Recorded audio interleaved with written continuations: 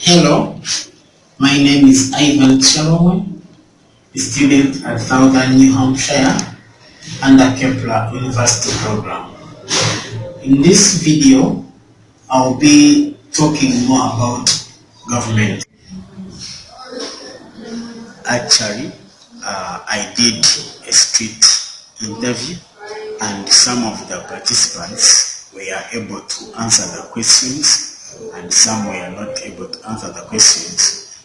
As some of them were saying that they have never heard of the third parties, yet some people were had the knowledge about the three branches of the government, what they do, and even the third party system.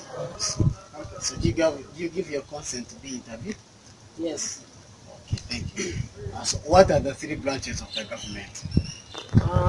Three branches of the government. There is the judicial, there is the executive, and the legislative. Okay.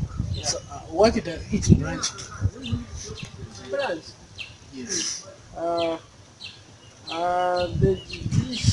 legislative makes laws. The judicial,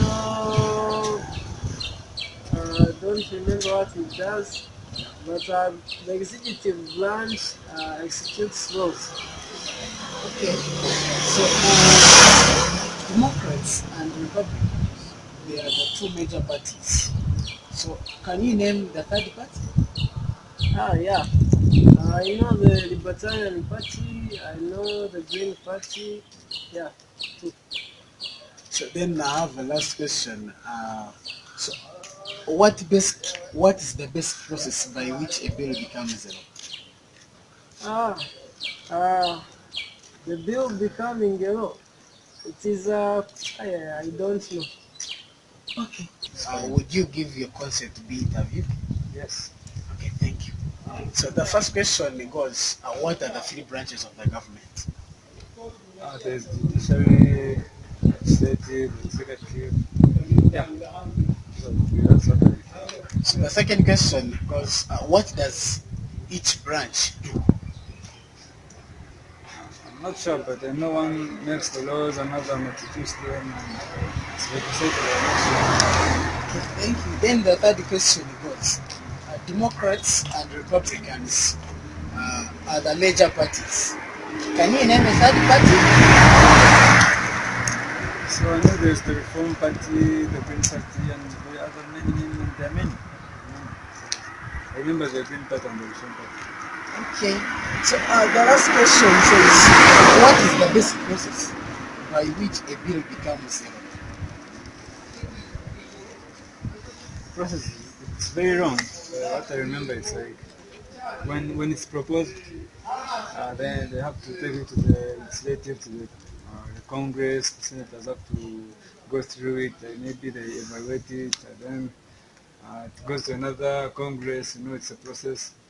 And then they also make some evaluations. Then they take it to the president, and the president has to sign. So when he signs, it becomes a law. That's what they do. Oh, it's a very long process. Thank you. So the first question goes, what are the three branches of the government? So the first branch is the legislative government, the executive branch, the judicial branch. So the second question goes, what does each branch do? The legislative branch is responsible for making laws. The executive branch is responsible for enforcing the laws, while the judicial branch is responsible for interpreting the laws. There are some checks and balances between the three branches of the government. For example, legislative power over executive. We have Congress approves presidential nominations, controls the budget, can pass laws over president's veto, can impeach or remove the president's office. Then executive power over legislative. A president can veto congregational legislation. Then executives power over judicial. The president nominates judges. Then judicial's power over executive. A court can declare presidential acts unconstitutional. Then judicial's power over legislative. Court can declare laws unconstitutional. Then legislative's power over judicial. Senate confirms president's nomination for Supreme Court, and Congress can impeach or remove judges from the office. So the third question goes, Democrats and Republicans are the major parties. Can you name the third party? Actually, there are third parties. For example, we have the Green Party and the Libertarian Party. The two party systems are Democrats, a Democratic Party and Republican Party.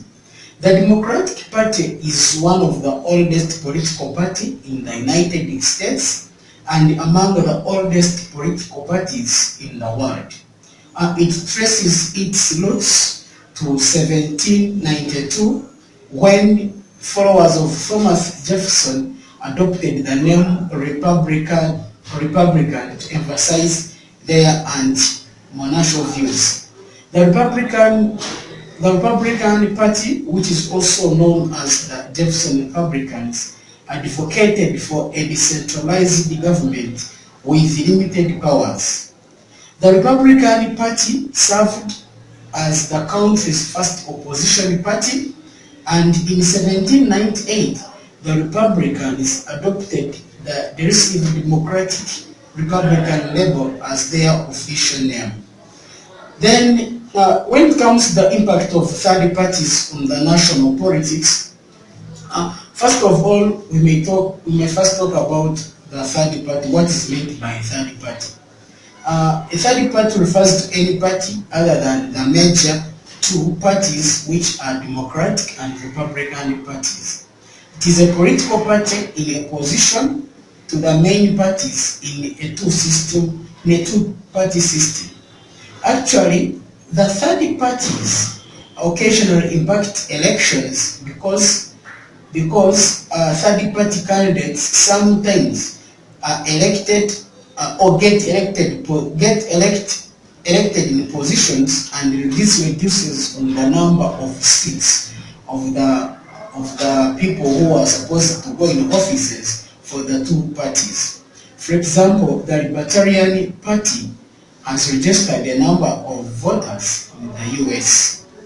Then the next question goes, what is the basic process by which a bill becomes a law? Actually, there are different steps where a bill becomes a law. First of all, a bill is born. Anyone may draft a bill. However, only members of the Congress can introduce legislation, and by doing so, become the sponsors. Then another step where a bill can become a law is committee action. As soon as a bill is introduced, it is referred to as a committee, and at this point, the bill is examined carefully, and its chances for passage are first determined. So the third step is subcommittee review. For the bill to be passed as a law, it has to pass through committees and subcommittees for the people in authority to study them and hear them, so as to provide the opportunity of them to make them bills. Then the fourth step is makeup. For example, when the hearings are completed, then the subcommittees may meet to make up a bill, that is to make changes and amendments prior to recommending the bill to be to the full committee. Then the fifth step is committee action to report a bill. After receiving a subcommittee reports on a bill, the full committee votes for its recommendations to the House of Senate. so as to be passed as a bill. Then the sixth step is voting. After the debate and the approval of any amendments, the bill is passed or defeated by the members voting. So that means when the bill is passed, it is taken to the Senate for people to debate about and vote for it. Then the seventh step is a referral to other chamber. When the House or Senate passes a bill, it is referred to other chamber where it actually follows the same route through committee and a flow of action so as to be passed. Then the eighth step is conference committee action. When the actions of the other chamber significantly alter a bill, a conference committee is formed to reconcile the differences between the House and the Senate versions. Then the next step is final action. After both the House and the Senate have approved a bill in identical form, it is then sent to the President. If the President approves of the legislation, he signs it and then it becomes a law. Then the last step is overriding a veto.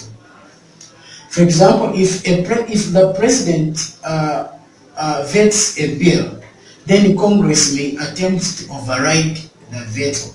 If both the Senate and the House pass the bill by a two-thirds majority, the President's veto is overridden and the bill becomes a law. So then roles of committees in passing the legislature, the legislative. Actually, the meetings, the committees, they are very important. They are a very important part of the legislative process.